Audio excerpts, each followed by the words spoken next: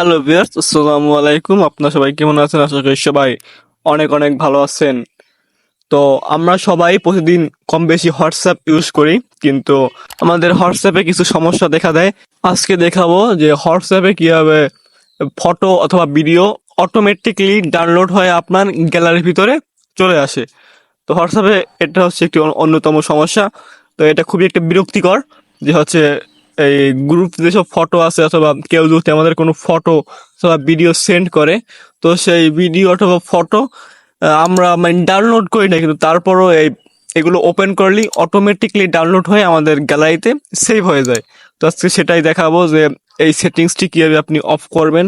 তো photo video auto download এটি of করার জন্য প্রথমে আপনাদেরকে ফোন থেকে হোয়াটসঅ্যাপটি ওপেন করে নিতে হবে। আমার হোয়াটসঅ্যাপটি অলরেডি ওপেন করা আছে।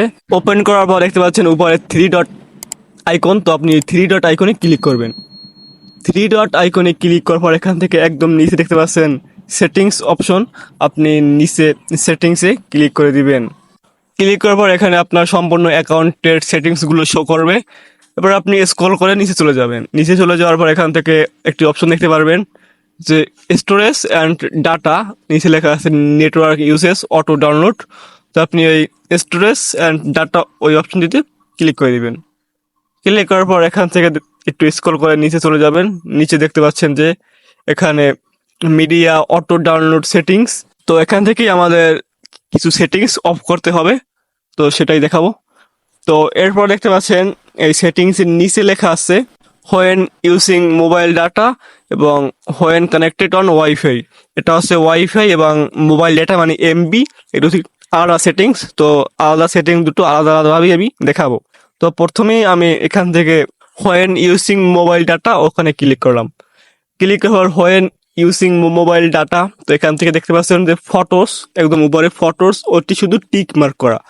বলতে গেলে আপনি যখন ফোনে এমবি থাকবে অথবা আপনার ফোনে যখন মোবাইল ডাটা অন থাকবে তখন হচ্ছে যে ফটোস, শুধু ফটো অটোমেটিকলি আপনার ফোনে ডাউনলোড হয়ে যাবে। তো এর জন্য কি করবেন, আপনি ফটোসটি ওখান থেকে টিক মার্কটে আনটিক করে দিবেন। তো এখানে টিক মার্কটি উঠিয়ে দেওয়ার পর নিচে ওকে অপশনে ক্লিক করে দিবেন। লেস দেন আপনার এখান থেকে কাজ শেষ।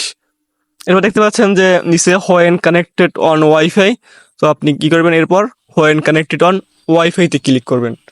তো দেখতে পাচ্ছেন এখানে যে সবগুলোই টিকমার্ক করা আছে, মানে হচ্ছে আপনার ফোনে যখন ওয়াইফাই কানেক্ট থাকবে তখন ফটোস, অডিও, ভিডিও, ডকুমেন্ট সবগুলোই অটোমেটিকলি আপনার ফোনে ডাউনলোড হয়ে যাবে। তো আপনি চাইলে এখান থেকে ওয়াইফাই থেকে সবগুলো অটো ডাউনলোড রাখতে পারেন, বা চাইলে আপনি এখান থেকে ফটোস, ভিডিও এগুলো রাখতে পারেন, আপনার খুশি।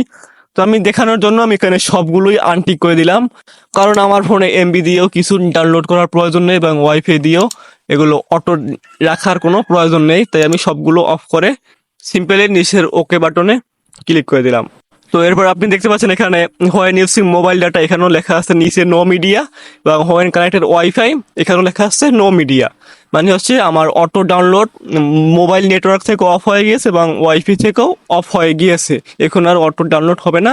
তো আপনি ইচ্ছা করে তারপর আপনি যে ফটো ভিডিও ডাউনলোড করতে চান সেগুলো এখানে আপনি ডাউনলোড করতে পারবেন বা ডাউনলোড করতে হবে, এখন আর ইচ্ছা করে ডাউনলোড হবে না অটোমেটিকলি। তো আজকে এ পর্যন্তই। ভিডিওটা ভালো লাগলে অবশ্যই লাইক, কমেন্ট, শেয়ার, সবকিছু আমার চ্যানেলটি সাবস্ক্রাইব করবেন।